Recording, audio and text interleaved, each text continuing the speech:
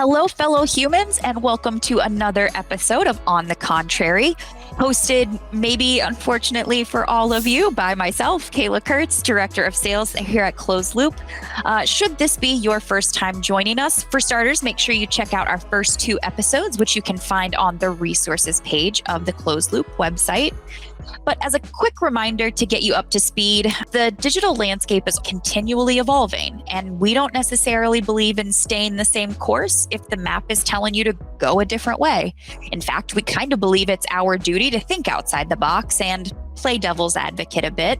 Perhaps, as the name suggests here, offer contrarian positions that could potentially unlock some fresh growth opportunities for advertisers. And for our third episode, we're going to be focusing on all things creative. Most clients I talk to know they need better creative, but the conventional way of thinking leaves them feeling like the return on investment here doesn't feel like it's going to be high enough.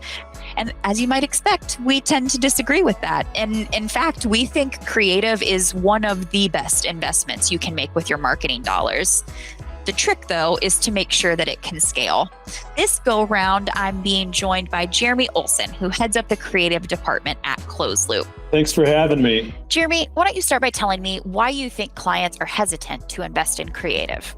For a very good reason, because agencies can and will charge a premium for creative services. The sticker shock can be a little hard to swallow sometimes. It's like, wait, it's going to be $20,000 for a YouTube video that I'm only going to run once. What?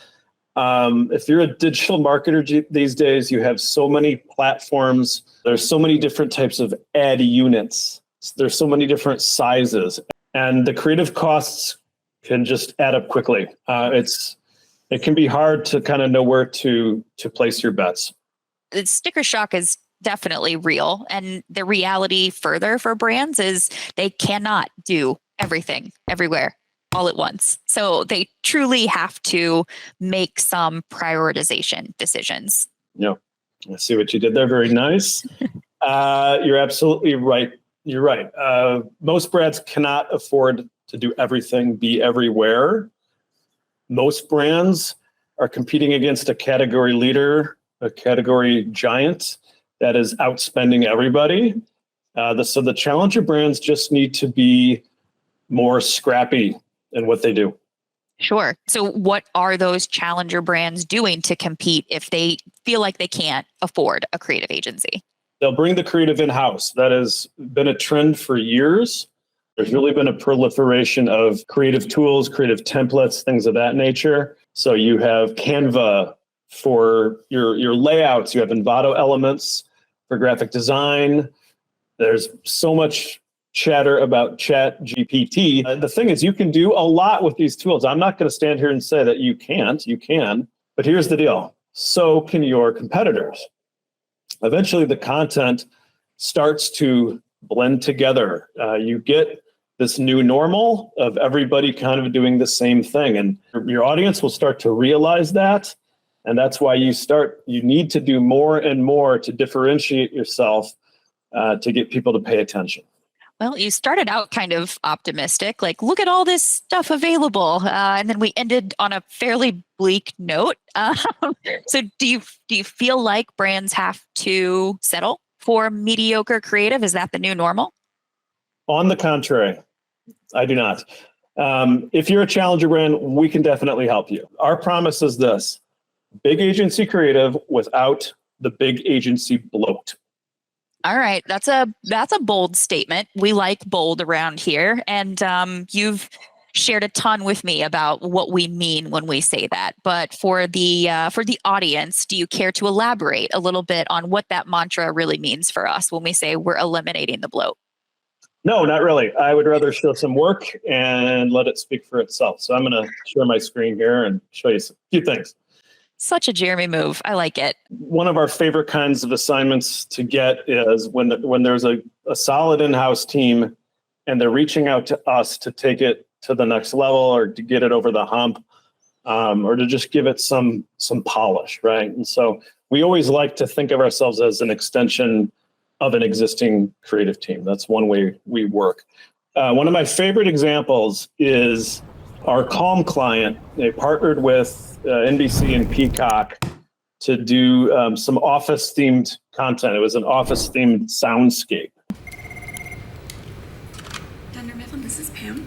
To promote this, they had this idea to have Dwight's head bobble, right? He's the Dwight bobblehead from the show. And that was it. That was the ask. And we said, of course we can. But we thought, hey, to make this a little bit more on brand, wouldn't it be better if Dwight took a big, deep breath, paused, exhaled, and was truly calm? And so the client loved that idea. We have some really good graphic animators, and they were able to make this little gem here.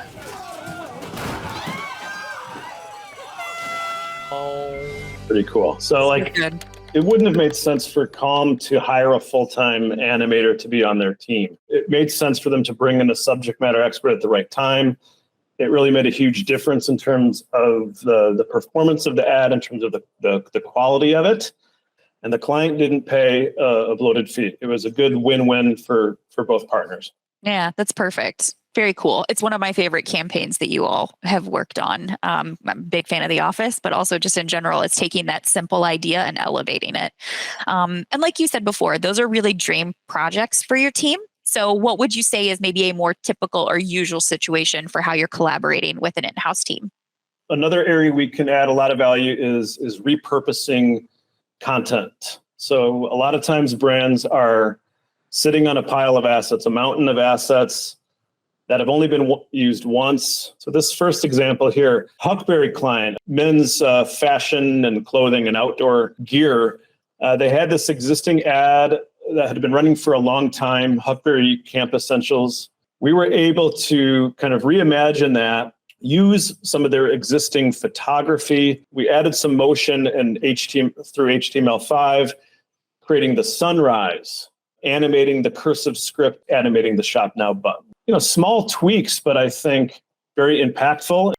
Another example was Magnify. So Magnify specializes in AI investing. And they were running this creative here, which again, very static, little text heavy. The value proposition doesn't jump off the screen here. So we wanted to lean into this notion of robo investing. So we have this robot arm that adds a lot, I think, to the ad. It gives more of the brand feel to it, most definitely. Yeah. You really start to feel the brand versus having to read it. Yeah. Next one, Maven Clinic, healthcare specializing in women and families, right? And one of their big thought leadership efforts was this guide to family benefits. But this LinkedIn ad, again, text heavy, doesn't really scream, click me, download me. But there was a lot of good content buried within the pages of the guide. So we were able to extract that and then turn that into a storyboard and ultimately a video that we ran on LinkedIn that performed much better. I think the other thing that's interesting about this, right, is the team who probably put together that guide was thrilled to see more of the copy and content really out there for customers to engage with. That definitely dispels the myth as well then, right? That content has to expire super quickly.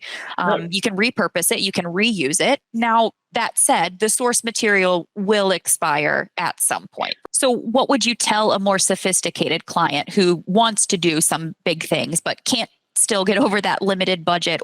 The first thing I would say is don't let your budget hold you back. I think too many clients are waiting to get more budget and that budget never comes. If you're going to compete in highly competitive categories, you do need to spend money. That doesn't mean throwing money away. You just need to invest wisely in premium creative and then make it scale. And here is a guy who knows how to do exactly that. Joining us now is Chris Stone, Director of Growth Marketing at Clover. And my good friend, Clover is the perfect example of a challenger brand. Thank you guys for having me here, Jeremy, Kayla. Always a pleasure getting to talk with you guys about all things creative. We are in the payment space, point of sale space, and we're going up against some pretty big players, namely Square. They outspend us 5-1, 10-1, 20-1. It depends on the month, It wasn't too long ago where Chris was literally making the ads himself. I mentioned, in-house teams using Canva, using Photoshop. This ad here on the left, this is a Chris Stone special, right, Chris? You remember making this bad boy? Yeah. I use Sketch, but yeah, we needed to get something out that was basic, but okay. Not as attention grabbing as Square's content, and Square was really winning in terms of video and motion graphics. They were way, way ahead of us in all regards. Their photography was on point. It was gritty. It was real. One of the very first things Chris and I did when we started working together was to focus on motion. This image here, this is a stock photo. We're using existing assets, product photos, to create a more engaging ad. Yeah, definitely a much stronger brand asset. It added a little more realness to it. Visually an upgrade, but we started to see better performance too. We started to see better click-through rates and lead attribution by doing video over static. Our media team was able to see within this new creative that we're using dynamically with others to go, oh, it's fresh, it's new, but it's a bit more captivating. Next, we started to do some more ambitious micro video templates, motion graphic templates. It was our first advanced level creative that we did, right? Where we were like, okay, we're not playing kids games anymore. We actually were able to use different coloring schemes and different devices, different copy. It allowed us to have a wide breadth of assets in this styling. It became very powerful for us. Our cost efficiencies by using good creative, and all of our sales started to pick up. So we wanted to step our game up. We wanted to do something a little bit more ambitious. We started to propose doing some real 3D stuff. Chris, these projects are not easy to get funded. What are some of the hurdles you face getting these approved? To get this approved, you have to come up with really good justification. And the justification in this case is, if we're going to do something at this caliber, at this level, we have to be able to address it or implement it within multiple mediums. It was rendered out as a Facebook, Instagram, social video. It became the key header image for our landing page. We can see that this was used then again out of home as a digital billboard in an airport, right? You guys are using these at trade shows. So we're actually able to get a ton of scale. While they're technically digital mediums, you're talking about the out-of-home experience, right? And that's even more valuable. So very cool. I think this has been really helpful in highlighting the various ways that brands can think about maybe different tiers of creative expansion and look at a place to start that's comfortable for them. And it kind of falls into three categories. So the first one would be leveling up and forging a partnership between an in-house and agency team to take an existing concept up to the next level. The second category is the agency using existing footage that the brand's creative archives might have to repurpose or create something fresh or something that feels new. And finally, third, how to work with an agency partner to come up with an investment plan for premium creative, like we've just been talking about with Clover, and how to re-platform it or stretch it out across a variety of platforms or channels. Indeed. Good summary there. Thanks. It's my job. Fantastic. So let's shift gears and maybe talk about some top of funnel creative development. And specifically, I want to bring this up in the conversation to keep with the contrarian nature of the program. And so let's address full video production for TV or CTV commercials. I think this can be a very intimidating idea for a lot of brands. So I'd love to hear the perspective from you two on how you made it happen for Clover. We needed to do something bigger. We needed to have a commercial. We needed to go big. Maybe not a Super Bowl commercial, but most of the options out there to do this type of stuff, really, really expensive. You're gonna throw down $1 million on a shoot. So it sounds like there was a yes in acknowledging that the need for this kind of asset, but there wasn't an efficient model to make it happen. Insert closed loop, right, Jeremy? I talked about earlier big agency bloat, and that is exactly what Clover was experiencing, these really high astronomical quotes. You will have agencies out there tell you that you need to pay for a 6-week research phase, 4 weeks to write the brief, 6 weeks for concepting, an additional 6 weeks for production, right? And then it's going to cost $500,000, but we also want to hire actors and license a Harry Styles song. Now it costs $2 million, right? So it can get a little ridiculous. Now, if anyone from my previous agency is watching, I love you guys. I know you're trying to do big award-winning creative, but not all brands need that. Chris and I worked really hard to make sure our first TV commercial for Clover got really good bang for buck. Obviously, a higher production standard was achieved, but we were able to use all the footage from that shoot. It was a super shoot. We got so much content. We were able to do a bunch of different micro videos to fill our ecosystem at the mid funnel, Facebook ads, YouTube, etc. And then a ton of banner ads, a custom website in the low funnel. Like all told, there were over 100 assets that came out of this singular shoot. 1 to 100. That definitely tells a story. By having all of these assets that were so well done, that we were able to actually A/B test them using control markets. Then it became a national campaign. And we saw this huge lift. We were starting to become a first thought partner for small, medium-sized businesses. Yeah. It was just lightning fast. It was affordable from our perspective. And it was really high impact. And we can't ask for more. Like literally, it's the holy grail. Thank you for the kind words, Mr. Stone. Indeed. Great work. Great work. I look back at this and it's still good. That's a sign of good creative, most definitely. Fast forward to today, we are launching a brand new campaign, 3 commercials, some very cool next level stuff. You're really going to close the gap between Clover and Square in short order. Thanks for joining us, Chris. We'll see you later on today.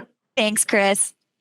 I think it's really excellent to hear things from actual brands, how this stuff can and does work. From everything that you've shared today, I think to say that it's working is a bit of an understatement. So, kudos to you and your crew for taking this approach. I like to say that we're like a team of Swiss Army knives. We all have a variety of skill sets, right? So you're not overpaying for specialization. Again, we are right-sized for challenger brands. Personally, you touched on a lot of what I've found inspiring about this approach as well, which is just how flexible it is, because it serves as an excellent tool for providing proof that creative doesn't have to be this constantly crazy expensive, time-consuming endeavor. Thank you so much for having me. Yeah, of course. And thank you all for watching. If you're in the audience and you're thinking that some of this is resonating pretty highly to you, by all means, give us a shout. Jeremy and his team also have a lot of different variations of what we can do at this stage to kind of explore working together. So even if you just have some questions and you're not sure if we can help, let us know. Let's have a conversation. And if we can't, we'll point you in the right direction. We can most likely help. We'll find a way to help you. We're a growing department. We love working with new clients, small scale, large scale. It doesn't matter to us. Very good point. Thank you so much, Jeremy. This has been awesome. And for all of you, we'll catch you next time. Thanks for joining us for On the Contrary.